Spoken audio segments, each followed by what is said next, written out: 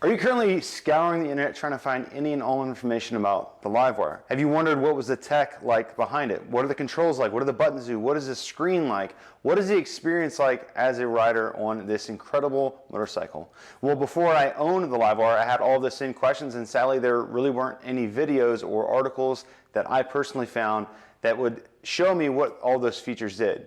So in this video, as an owner, I'm going to show you what all the controls, the tech, the display, what all that riding experience is like as an owner on the LiveWire. Stick around. Now, one thing that I really didn't realize about the control layout, the integration of the screen, integration of a Bluetooth device like a phone, if you have one, is with the controls that are on the handlebars, you can control everything without ever taking your hands off of the handlebars. So as you're going down the road, if you're listening to music or a podcast, whatever, you can control that. You can control navigation. You can control, depending on the headset that you have, you can do voice activation. And again, this is all without taking your hands off of the handlebars, which I think is a really great feature. I've owned other electric motorcycles that didn't have that type of integration. And so, again, if I wanted to switch to the next track, if I wanted to adjust the volume, I had to take my hand off of the handlebar and either adjust it on my phone, adjust it on my helmet, whatever. But with the LiveWire, everything is done from the handlebars. You can control most operations from the handlebars. And that's something that, again, I didn't really realize when I first got it, and it didn't really hit me until probably a few days ago, that everything can be done from the handlebars. So I wanted to kind of give you a brief overview of everything big picture, and then kind of go into each of the separate areas, kind of show what they are. So when looking at the motorcycle from the riding position, obviously you have your two rear view mirrors. You have the left control module, which is just next to the left handlebar. You have a charge inlet, or like a USB-C charger cable, and that's so that you can plug up your phone.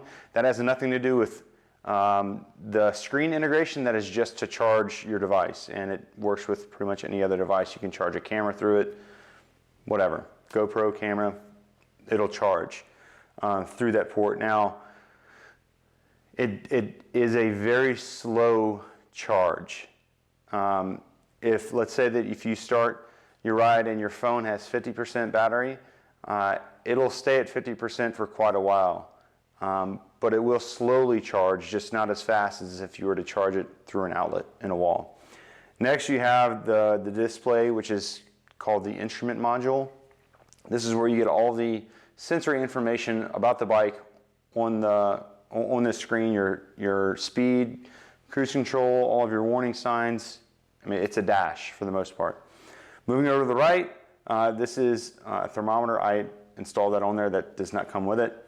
And then you have the right control module right next to the right next to the throttle, and then you have the front brake lever. And the last thing that you see here, this is the charge inlet. This is what you use to charge the bike itself.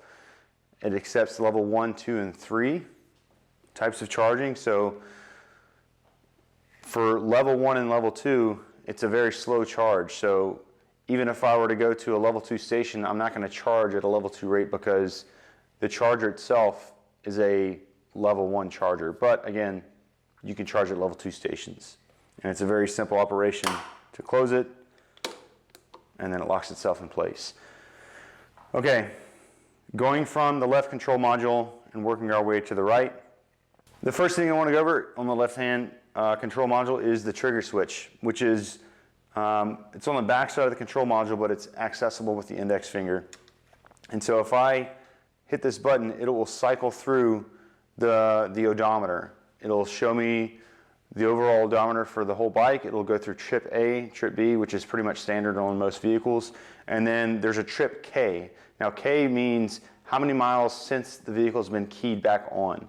So if you stop at a charging station, if the bike is left off for more than 5 minutes, it resets trip K automatically. You don't have to do anything about that. Okay, moving forward on the left control module, you have traction control, you have your horn, you have your high beams, you have high beam flash or flash to pass. You have your left turn signal. You have your voice activation button. You have your media control module. You have the cruise control. Again, we have the TFT. It's a 7-inch screen, 4 inches are displayable. A lot of your warning indicators are going to be on the border of the TFT, and a lot of your media and speed and stuff is going to be in the center of it. Moving to the right control module, you have your hazards. You have your propulsion button right here. You have your engine kill, engine run. You have your mode button that allows you to cycle through the different ride modes. You have your turn indicator, and then you have your menu scroll button. Now that we've covered what all the different buttons are, now I'm going to show you how they work with the motorcycle. So I'm going to turn it on. So I'm going to hit the run switch. The bike's going to go through its boot up sequence. Let's take a look at the 5 different menu settings to see what each of them are. So let's go to ride mode. In ride mode, you have 4 preset ride modes. You cannot adjust them, but you can disable them. And then you have 3 custom settings. And what's really cool about how the LiveWire handles this is, let's say that I really like the rain mode, which shows me all the different percentages for each of the different power settings. So you have the power, so how much power is delivered to the motor. You have the regeneration, how much regen is put back into the battery.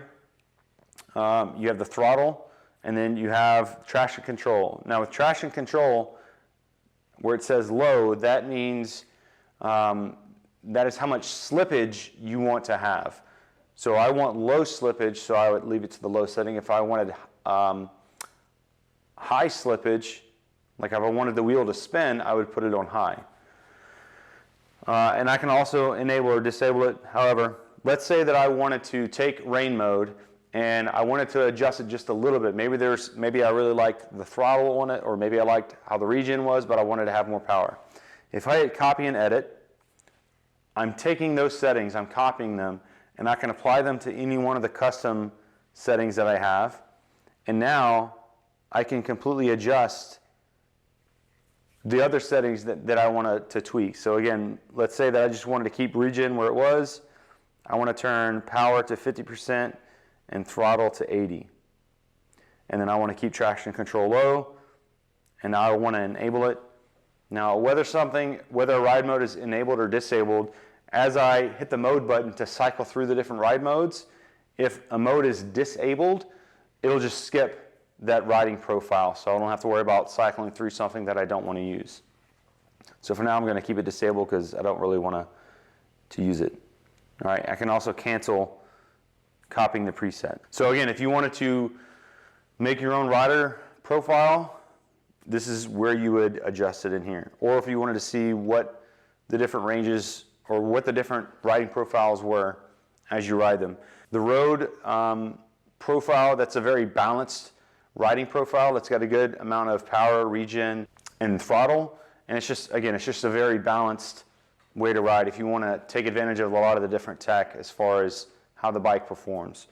Sport mode, again, that's one of the more aggressive riding modes. If you want a lot of quick throttle, a lot of power, and a lot of regen, that's the mode that you want to go into. Rain mode, just think of it as it's a highly reduced riding mode. So you don't have as much throttle, you don't have a lot of regen, you have low slippage on traction control. If you're a brand new rider to electric motorcycles, you've never ridden one before, and you want to kind of get used to how the bike accelerates, because again, with electric motorcycle, it's instant torque. It's not like a regular combustion engine motorcycle where maybe it takes a little while to kind of get out the gate. I would recommend that you ride in rain mode just until you kind of get used to how the bike performs, and once you have a feel for that acceleration, that quick torque, then you can go to the other riding modes. Next, you have range. Range is when you want to, again, get more range out of the bike. Now, how much range does it change? Does that riding mode give you? I don't know. I haven't really tested that out. That'll be a future video. But what that does is, it reduces power, it reduces throttle, and it increases the regeneration. When I'm in a city, I stick to range mode because the bike will essentially stop itself without having to use brakes. So if I'm coming up to a light, as soon as I roll off the throttle, the regen is pretty powerful enough that it'll stop the bike for me. And while we're talking about regen, this bike has some of the best regeneration braking out of any bike that I've ever been on because it's a progressive regen. So as I roll the throttle off the throttle, it's positioned like it's relative to my hand position. So when I had my Zero DSR, the regen, even though I could adjust the regen power settings, as soon as I let off the throttle, it was immediately all on. The regen was all, it was either all on or all off. But again, with the LiveWire, it's a progressive regen. So if I wanted to slow down that regen, then I could. It just depends on my hand position on the throttle. If I wanted full regen, then I would just take my hand off the throttle and it would give me the full power of regen. I'm kind of going on, but I really love progressive regeneration. All right, let's keep going on. Okay, let's go to appearance. This is a really quick setting. So speedometer style, that's either digital or analog. So digital would just be the digit numbers displaying for the speed that you're going, and then analog would be a traditional needle and gauge speedometer right there in the center. Auto brightness, so I don't know if it'll come up on the camera, but right here there's a light sensor. So let's say that you're driving during the day and you enter a tunnel, the screen will adjust its brightness so that it's not blasting you in the face. A really great feature, and obviously it'll do the same thing when you're riding at night. It'll automatically adjust the brightness for you. And then if you wanted to turn that mode off and then leave it at a certain brightness setting the whole time, you could. Okay, we're going to go into system. This is where we would pair the Bluetooth phone through it. You can pair a few different devices to it. It's the same as you would pair any other electronic device. You put it in pairing mode, you pull up your phone, you find the motorcycle, it'll display the name of it on the screen, you pair it, and then that's it. And then if you want the bike and the phone to continuously connect to each other when they're near, you just go to My Phone and then you make it a favorite. And again, it'll just automatically pair for you. All right, the clock, again, we can go to a 12 or 24-hour clock. We can adjust the time, or we can have it synced to your whatever smart device you have. Localization, again, we can change the unit, or I'm sorry, we can change the language that the screen displays, and we can also change the unit of measurement. So again, whether we want miles per hour or kilometers per hour. About just shows the current firmware version. Factory options, you can update the software, clear the cache. I don't really mess with this. I just take it to my dealer and my tech updates the software for me. I don't have to do anything. All right, customize widgets. This is where you can really customize how information is displayed on the motorcycle. So all of these different widgets. So you have alert, which is where it displays that you're really low on battery in the motorcycle. Your ride modes, your current power, the range, your battery stats, your temperature, the trip, Bluetooth navigation, all of these different widgets. Okay, the widgets either show up on the left or the right hand side of the screen. And I'll cycle through those here in a minute. And so again, if you wanted everything to be on the left, you could have it all on the left hand side of the screen. If you don't want everything on the right, it could be on the right. So again, very customizable. I really do like how much customization you have with this system. Okay, user settings. Here's where you can set whether you want your trip settings to be visible or not. I don't know why you would want to turn these off. Maybe you just don't want to see it, but you can. Blank means whenever I start the bike, it doesn't show the current mileage at all. So again, customizable options. Battery bar options. So the battery bar, which is down here, the battery percentage shows on the left-hand side and the range shows on the right-hand side. Again, you can turn those off. There are lots of different ways that you can monitor the battery percentage and the mileage left. You can do it with a widget, or you can have it on the screen all the time. I think this mode is, or these settings are here just in case if you want a really minimal, a minimal display as you're riding. Range, right now I have it set to long. So this is based on your riding, the average of your riding style, I guess. So how much acceleration, how much power, how much regen you use. The bike kind of finds an average of how many watt hours per mile that you use. And long is like the high end range. Like at my most economic riding styles, this is what my range will be based off of my last riding session. And then if I set to short, this is the least economic mileage that I would have left based off of my riding style. I leave it on long. For me, I leave mine on long because for my riding style, that seems to give me the most accurate numbers. So everybody's a little bit different. All right, pin display. Oh, I'm sorry, for change pin. So let's say that I forget to bring my wireless fob with me, or I drop it, or I leave it somewhere, and I still need to ride the bike. Well, the bike, you can still run the bike using a 5-digit pin, which is a really great security feature for that particular reason. So that's the screen. So that's where you can change that particular pin, and I'm just going to enter a very basic one.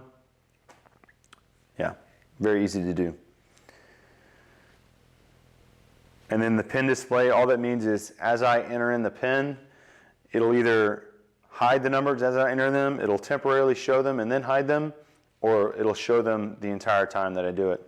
All right, so that's it for the menu and the customization settings you can do. So now I'm going to show you what it all looks like as you're riding. And now I can't show like speedometer and stuff obviously because I'm in my basement right now, but I will turn on the propulsion so that way you can see what the widgets look like and how you can control certain features. So what I will do is go ahead and hook up my phone to my wireless charger. Okay. Bring the kickstand up. I already have the start switch on, and I'm going to turn the motorcycle on. So you can see immediately how there are a few things that happen. One is obviously the sound that we can now hear that the bike is on, which is the coolant system running. The sidebars that we have turn from amber to green, again letting us know that we're in propulsion mode. And then our settings icon switched from the little gear to now a lightning bolt with a little start signal on it. And again, letting us know that the motorcycle is in propulsion mode, and you can't feel it, but I can. But there's the little thump of the motor turning a little bit. People feel it, it feels like a heartbeat. And again, that just lets you know that the propulsion mode is on. This is again helpful for new riders. Maybe they don't know if the motorcycle is on or not. Again, a lot of redundancies to let the rider know that the vehicle is ready to start propulsion. So you can see that the Bluetooth icon is blue. If it wasn't connected to Bluetooth, it would be grayed out. So again, going back to the left-hand control module, I'll show you what each button does. So I'm going to hit so hitting the trigger switch, you can see that it changes my odometer. Right now I have 4,000 miles, where I just hit 4,000 miles. Trip A, Trip B, and then Trip K again, because the bike was off more than 5 seconds since the last time I rode it, it resets. Now let's say that you wanted to reset the odometers. So all I'm going to do is go to the trip that I want to reset, which is only A and B, and I'm going to hold the trigger switch until it clears. And then again, I want to clear Trip B, hold, and there we go. Okay, let's say that you want to turn off traction control for whatever reason. The only way that you can turn off traction control is you have to be at a complete stop.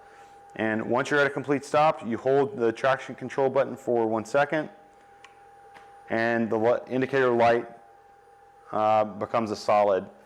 Now, once you're riding and you want to turn traction control back on, you can just hit the button once, and whether you're riding or not, and it'll turn it back on. All right, so let's talk about the turn indicators. Now, this is one of the features that I really love about the LiveWire, because there are a lot of automatic features that are done on the motorcycle that you don't have to think about. One of those things is turning.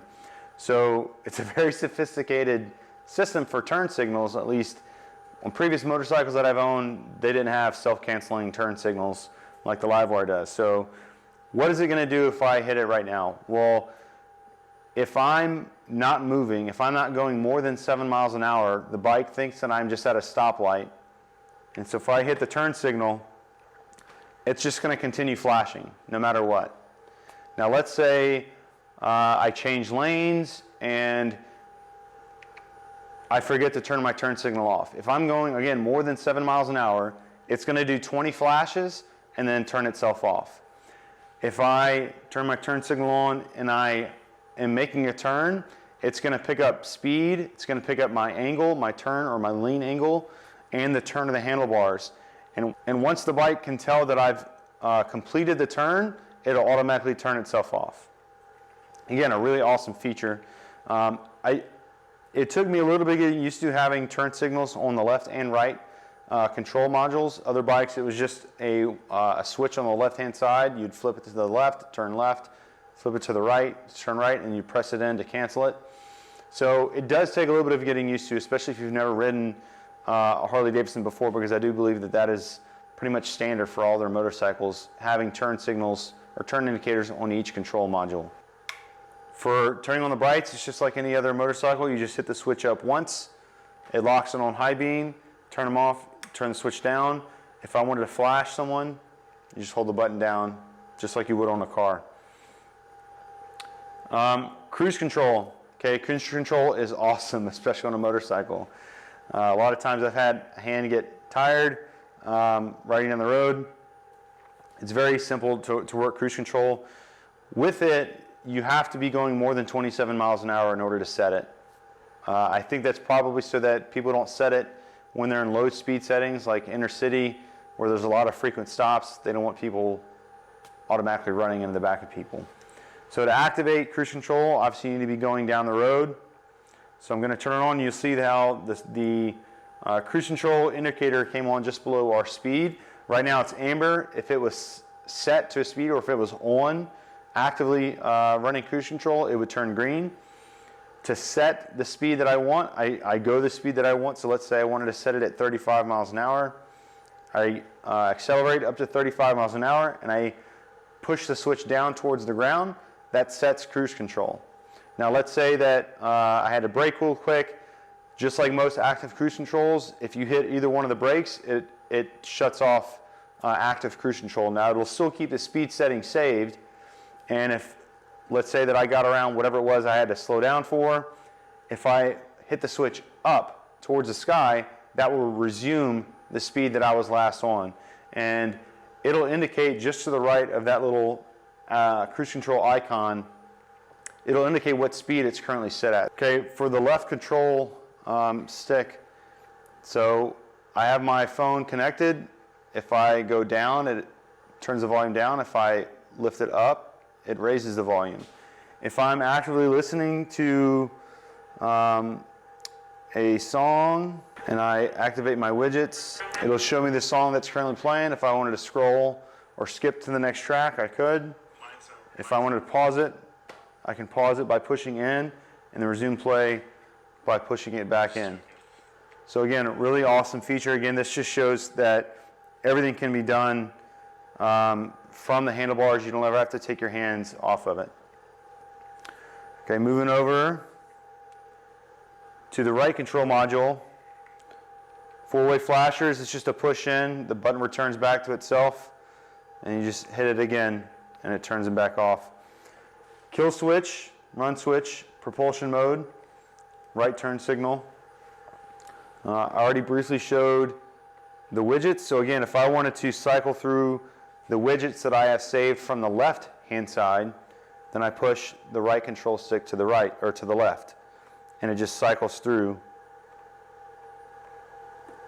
all the different ones. I'll show you navigation. So this is the Harley-Davidson app, and I don't know if the LiveWire 1 app is the exact same. This is a really great app for navigating. It's not, I wouldn't say it's as great as or as refined as Google Maps or Apple Maps, but anytime I use it on any of my trips, it's been great so far. So let's say I want to find a charging station. So I need to cycle, oh, I gotta turn on my filters. Okay.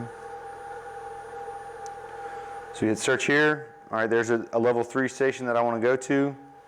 I want directions, continue, start. After 3/4 of a mile, turn left. All right, so, and then you can see here that it gives me turn-by-turn directions. Now I'm not moving right now, and plus I'm in my basement, so service is a little bit iffy. But again, it'll give me turn-by-turn directions. So if I wanted to turn my phone completely off, not have to look at it, the sound will still go through the speakers on my headset, and then I can still look down to see what the street name is that I need to turn on, how far away it is, if it's a left or right hand turn, so basic lane navigation. All right, so again, going through the different widgets, you have your modes. Again, you don't have to have this widget up in order to switch to the modes. You just do that with the mode button. Okay, this is your like your acceleration, your regen for that particular mode. So if I were to accelerate, it would show how much acceleration I was applying or how much regeneration was being applied. This is just another, again, a redundancy for battery that's left. If I wanted to see what my maximum potential range was or my minimum range would be just based off of my watts per hours or how much power I'm drawing from the motorcycle, it would display it here. Again, more battery information shows the percent that I have left, how many watt hours per mile I've been using, and the current battery temperature. This is, again, another temperature gauge. So on the right, that is the motor temperature, the controller temperature, and then the actual motorcycle's battery temperature. And then again, this is the media menu, shows what podcasts I have going up right now. And then going to the left, shows the trips. The phone that's connected through Bluetooth shows how much percentage that battery has. And then again, the navigation screen, and that's pretty much it for the controls.